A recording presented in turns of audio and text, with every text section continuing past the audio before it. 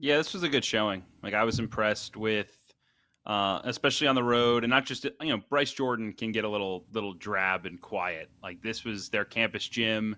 It's loud. There's some energy, and Ohio State never let that energy impact them because they controlled it from really the opening tip. And it's credit to them. Like, look, 2 weeks ago Ohio State was on the ropes. Like you lose at home to Indiana, you're 2-5 in the league, 10-8 overall. Like this thing could have went down a pretty ugly path with the way that the league is, and to go on the road and beat Purdue, dominate Iowa, now dominate Penn State on the road. Like you've established yourself not just as a tournament team, but a team that can now climb the seed list a little bit. Their guards are playing well, obviously with Thornton, and then Mobley, who was just phenomenal today, 19 points, 6 rebounds, 8 assists. But I think the big difference maker is Devin Royal. Like when he's out there, 15-8 today, it just gives him a different element because he can play inside and out, can handle the ball, can really, really rebound, and gives them some toughness and post scoring that they need. Be a little less reliant on those two guards. But it's a pretty good formula when it's working, and they were really sharp tonight. Jarrell, what do you think of Ohio State and just kind of the season that they've had to date? I mean, like Sweeney spoke to, it got off to a little bit of a rocky start, obviously. But what a difference a couple weeks can make, and I think he hit it on the head. It was a really impressive win. To be honest with you, it wasn't a great game that was super exciting to watch because they pretty much controlled everything from wire to wire. They, for the most part, they had a double-digit lead for the better part of the game. But again, they got some really good pieces. This is a team I was excited about.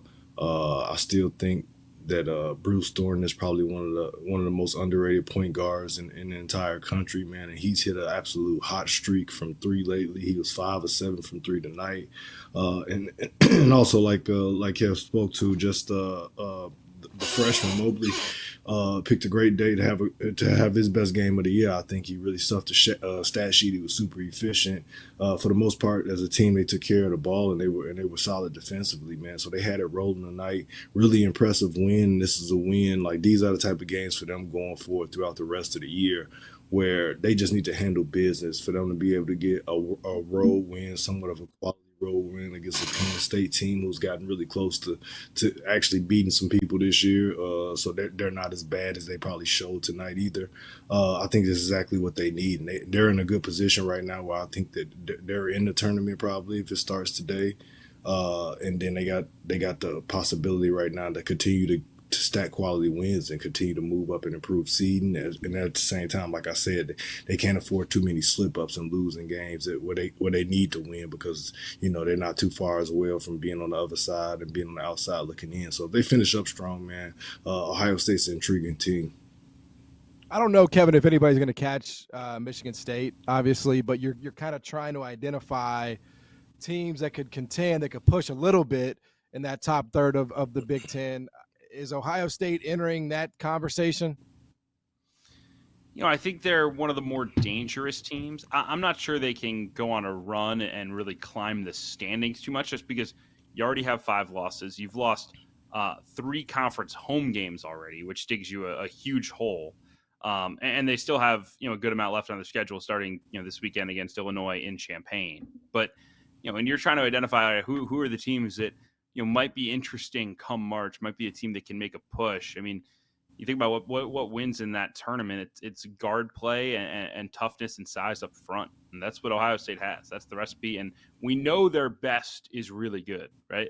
You don't beat Kentucky on a neutral and beat Purdue at Mackey if you don't have a ceiling, which this group clearly has. Like I think it's again finding the consistency. Part of that's a first-year coach and Jake Diebler, but again, playing their best basketball of the season at the right time, and impressive to see how they've dug themselves out of that hole real quickly and look like again the team that I think can make some noise. Yeah, like I don't know, they feel like a team that at some point 3-point regression hits them. Just like it probably will a lot of teams. But hey, man, ride it as long as you can. I mean, I just kind of think that's where they are. I will say for Penn State, man, I expected so much better, Jarrell. I mean, this was kind of like, you move the game to rec hall. It's supposed to be your best effort of the season. And I know Ace Baldwin's banged up and he's battling, but the idea that this game was wire to wire at your place in a desperation spot of your season, Jarrell, I don't know. That was really, really discouraging for Penn State today, I thought. Yeah, it was, and it was a really bad time to have a rough night. Just overall, like Ohio State drained the energy out of that building right from the tip. The fans were really never they weren't given anything to kind of get excited about outside of the one big dunk that the kid had in the first half to almost close out the first half. But outside of that, man, they didn't have a whole lot to just feed off of as far as on the court stuff. They got murdered on the glass. They got beat 41-23 in the rebounding department. Obviously, like you said, Baldwin's a little bit banged up, but they missed a lot of free throws as well, too. If they probably convert on some of them, it's probably a little bit of a closer game, man. But, like you said, just disappointed for a team where we kind of like, I feel like I've seen enough of them. I'm like, well, they're not a bad team. They just looking for a couple breakthrough wins or a couple big wins at home would kind of get them over the hump and kind of amplify their confidence a little bit in one another. But they didn't get it tonight, and for the most part, this will probably put a dagger in their season, barring any type of miracles. Yeah, Kevin. Tyler's not here, but we know that Tyler Hansbrough has a trash can, right? He keeps a handy trash can that he puts teams in. So you're going to be Tyler Hansbrough tonight. You got a trash can. Is Penn State in the trash can? They're approaching it if they're not there already. I mean, they're officially in Big Ten tournament bubble watch instead of NCAA tournament bubble watch. And that's not a fun place to be. Yeah. So anyway, Ohio State gets the job done tonight.